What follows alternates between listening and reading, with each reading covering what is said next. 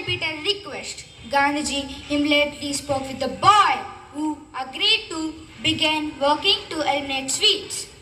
After thanking Gandhiji for his wise and compassionate words, the mother asked him why he wanted them to return instead of offering his advice the first time. Gandhiji replied, "Upon your visit 2 weeks ago, I too was eating sugar."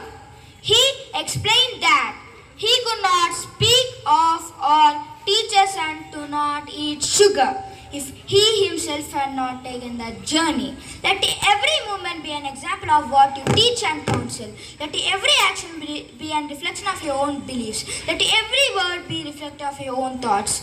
Over to Mithul.